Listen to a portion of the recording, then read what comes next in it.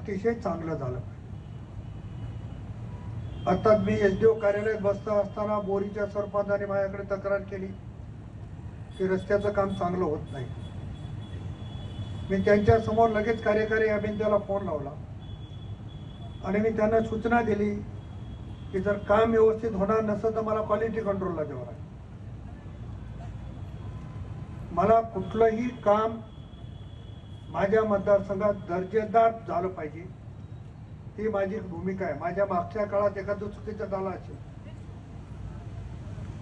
पण आताच्या काळामध्ये कुठलंही काम मला चुकीचं झालं आढळून आलं तर तुमचे आमचे संबंध खराब झाले तरी चालतील, पण मी त्या कामाला तडा लावल्याशिवाय राहणार नाही, याची आपण सगळ्यांनी नोंद घ्यायची. दुसरं, जलजीवनच्या संदर्भामध्ये जी कामं पूर्ण झाली, मला तुम्ही आराखडा द्या, यादी द्या. 100% पूर्ण झाली, ज्याचं उद्घाटन उद्या करता येते ते.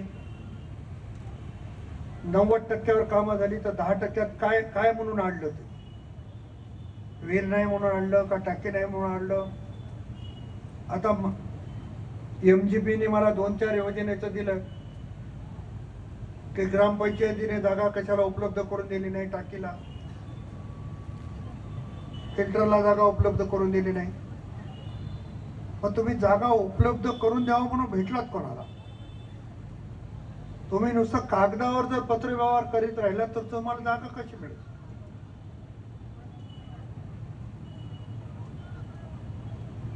मी आता एक तहसीलदार साहेबांना विचारलं की तुमच्याकडे 28 प्रस्ताव प्रलंबित आहे, तुम्ही का काढले नाही?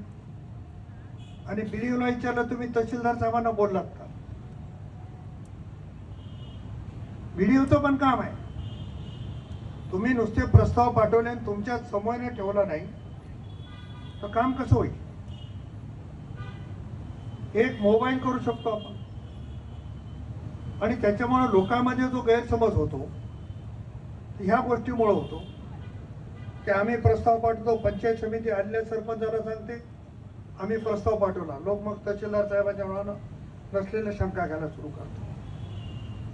ते थांबलं पाहिजे. आणि आपला प्रस्ताव गेला, आपण तहसीलदार साहेबांना बोललं पाहिजे आणि तहसीलदार साहेबांनी देखील तात्काळ त्या प्रस्तावाला मान्यता दिली पाहिजे, अशा पद्धतीची भूमिका आहे. माझ्याकडे अनेक असे लोकप्रतिनिधी, अनेक आमचे सदस्य, कार्यकर्ते भेटायला येतात की गेल्या वर्षी त्याची विहीर अधिग्रहण केलेली राहते आणि त्याला पैसे मिळत नाही.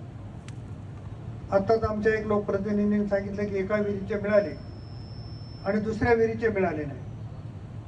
मग त्याच्यात पण गैरसमज निर्माण होतो की ज्याला मिळाले त्याला का मिळाले, मिळाले नाही त्याला का मिळाले नाही.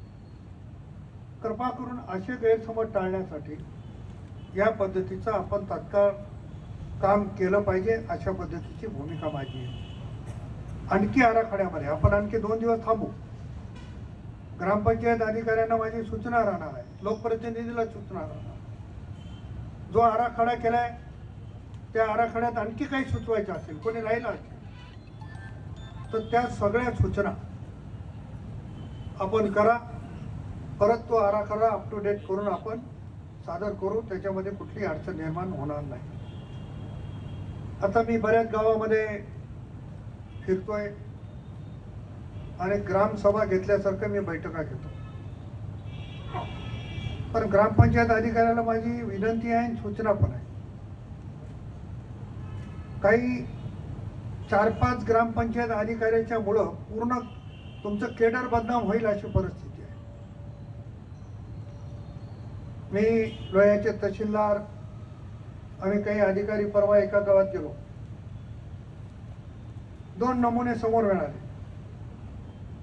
एकाची तक्रार हे गावात कधीच येत नाही आणि दुसऱ्याची स्तुती की यांची तक्रार काहीच नाही. हा जो भास आहे तर 4-5 लोकांमुळे आपलं नाव खराब होणार आहे.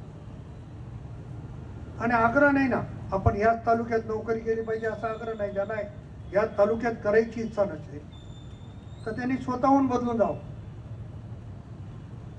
मी आमदार म्हणून 2004 पासून कधी कोण्या कर्मचाऱ्याचं अधिकाऱ्याचं नुकसान व्हावं ही भावना कधी ठेवली नाही, त्यांना त्रास व्हावं ही भावना ठेवली नाही.